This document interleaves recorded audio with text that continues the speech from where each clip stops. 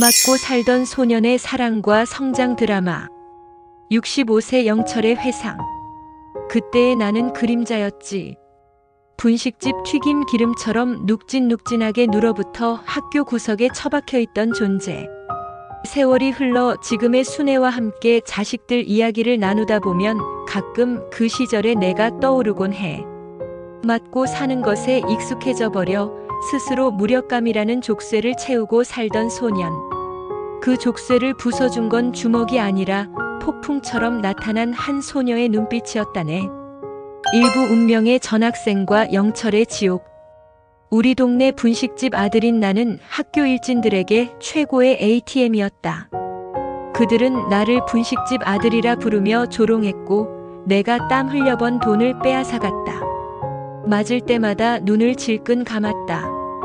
저항할 용기가 없었기에 맞는 고통보다 내 안의 무력감이 더 쓰라렸다. 야, 분식집 아들. 오늘은 기름 냄새가 더 지독하네. 일진 대장인 놈이 내 멱살을 잡았다.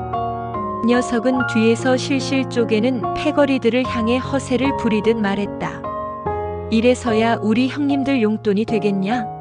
나는 고개를 숙인 채 녀석의 소나귀에서 벗어나기 위해 몸부림쳤다. 그때 그 일이 일어났다. 교실 문이 열리고 태풍처럼 한 소녀가 들어섰다. 깡마른 몸매였지만 이상하게도 그 주변의 공기마저 차갑게 얼어붙는 듯한 카리스마가 있었다. 전학생 순애. 모두가 압도적인 미모에 감탄했지만 나는 그녀의 눈빛이 더 무서웠다.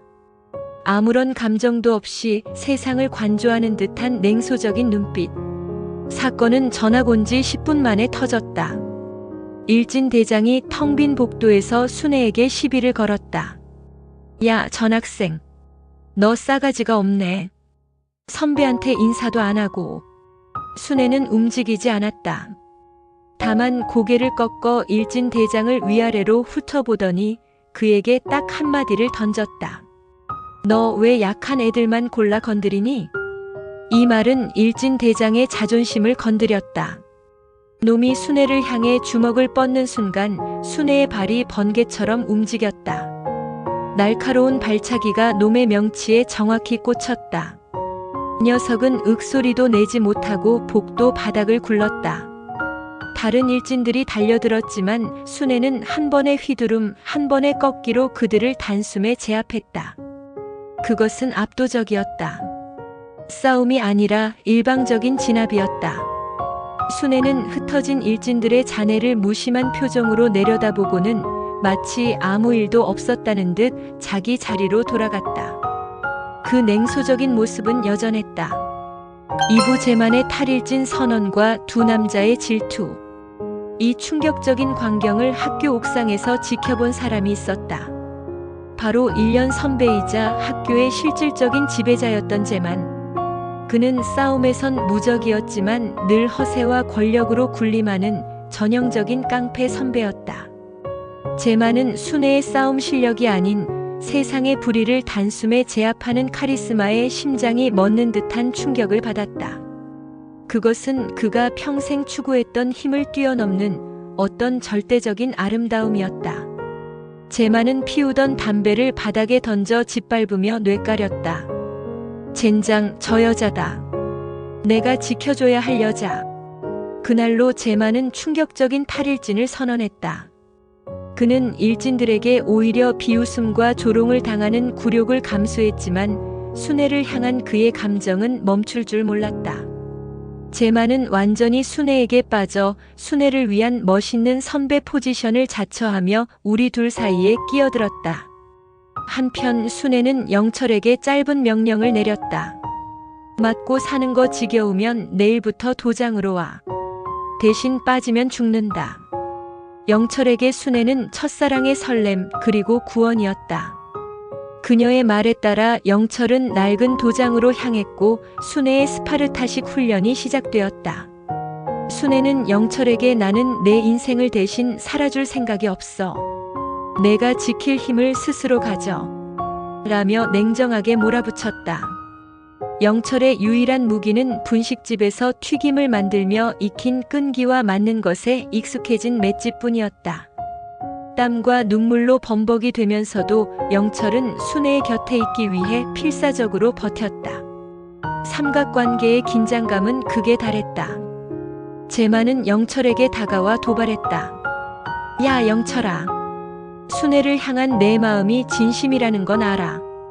근데 내가 지킬 수 있는 건 튀김뿐이지 않냐? 순애가 원하는 건 힘이야. 제만은 순애에게 꽃다발을 건네고 화려한 오토바이로 데려다주며 직진했다. 하지만 영철은 더 이상 도망치지 않았다.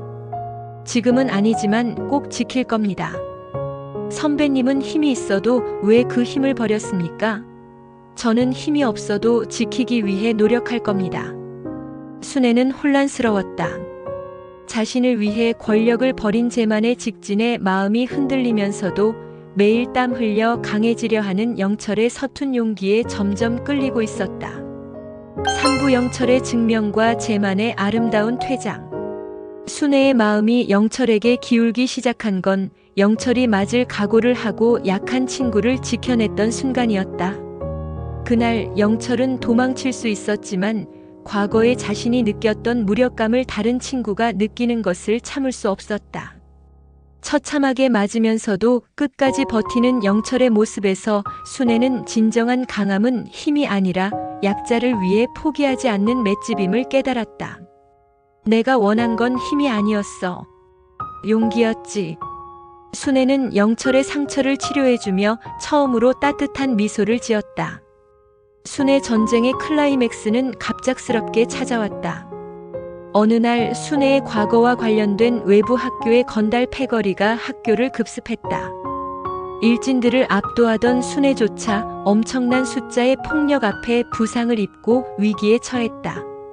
순애한테 손대지 마. 영철과 제만이 동시에 현장으로 달려왔다. 서로 으르렁대던 두 남자는 잠시 눈빛을 교환했다. 그 안에는 질투가 아닌 순애를 지킨다는 하나의 목표만 남아 있었다. 제만은 경험과 야성적인 힘으로 전면에서 건달들을 쓰러뜨렸다. 영철은 도장에서 배운 기술과 끈기로 제만의 옆구리를 막아주며 협력했다. 두 남자의 싸움은 합이 맞아떨어지는 버디 액션 그 자체였다. 피투성이가 된 채 그들은 마침내 건달들을 물리쳤다.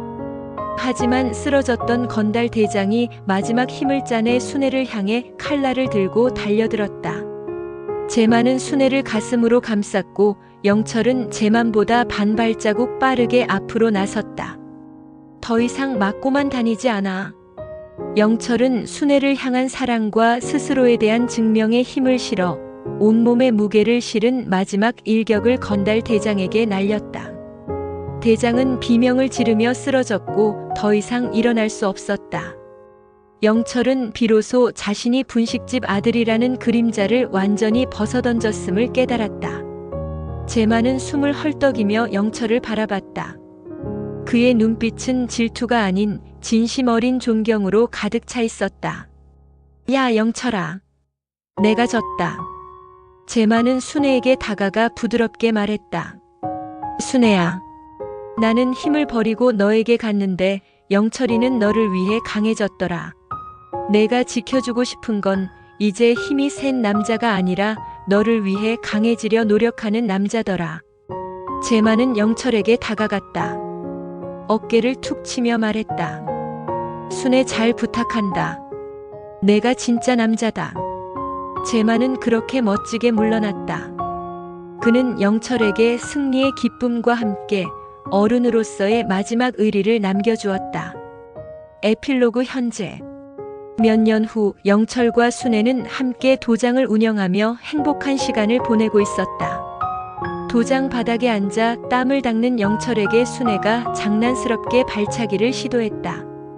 영철은 능숙하게 막아내며 웃었다. 바로 그때 도장 문 밖으로 요란한 엔진 소리가 들려왔다. 검은 라이더 재킷을 입은 제만이 헬멧을 벗고 씩 웃으며 그들을 바라보고 있었다. 그는 멀리서 두 사람을 향해 엄지손가락을 치켜 세웠다. 그것은 짧은 인사였고 영철과 순애는 미소로 화답했다. 제만은 다시 헬멧을 쓰고 오토바이를 몰아 바람처럼 떠났다. 영철은 순애의 손을 잡았다. 그의 손에는 튀김 기름이 아닌 굳은 살이 박혀 있었다. 영철 65세 내레이션. 그때 알았다. 세상에서 가장 강한 주먹은 사랑하는 사람을 위해 뻗는 용기라는 것을. 그리고 맞고 살던 소년인 나를 그림자에서 벗어나게 해준 것은 주먹이 아니라 순애의 사랑이었다는 것을. 지금도 그 시절의 끈기와 용기로 내 사랑하는 아내 순애 62세와 새 아들 경준, 민준, 지호를 지키며 살고 있다네.